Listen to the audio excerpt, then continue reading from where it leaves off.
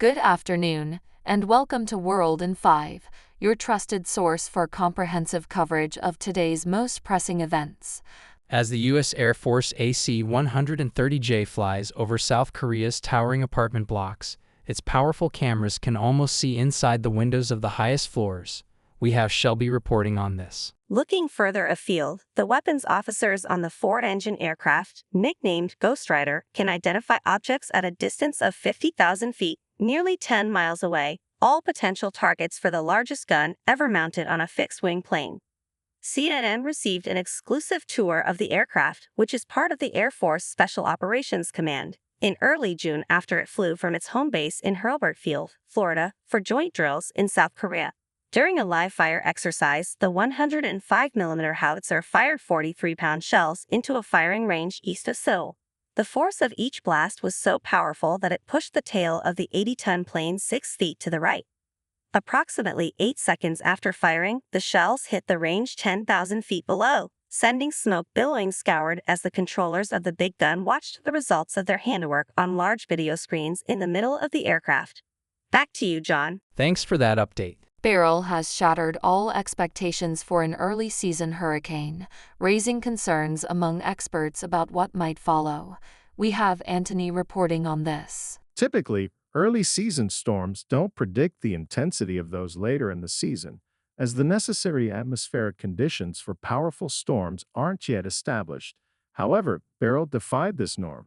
Normally, early-season storm activity doesn't tell us much about what is going to happen the rest of the time, said Phil Klotzbach, a hurricane expert and research scientist at Colorado State University, in an interview with CNN. But when storms are strong in the tropical Atlantic and Eastern Caribbean, it tends to be a harbinger of a very busy season. The busiest part of the Atlantic hurricane season usually starts in mid-August and peaks in September. Yet Beryl, which initially formed in late June, behaved as if it had arrived in September.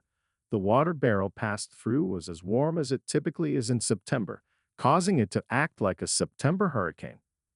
Back to you, Bella. Thanks for that update. The optics of Vladimir Putin personally driving Indian Prime Minister Narendra Modi around in a mini-electric car at his residence highlight the close relationship between the two leaders. We have Jensen reporting on this. Modi's controversial visit to Moscow, which coincided with Russia's missile attack on a children's hospital in Ukraine, underscores that Western sanctions and efforts to isolate Putin over his war have had limited impact. The choice of an electric car in petroleum-rich Russia also carries symbolic weight. The Modi-Putin relationship, which has strengthened under U.S. and European sanctions on Russian oil and gas, is now embracing green and nuclear energy. Modi, who leads the world's largest democracy, has supported Putin by making India one of the few loyal customers of Russian oil and gas throughout the 2-year war in Ukraine.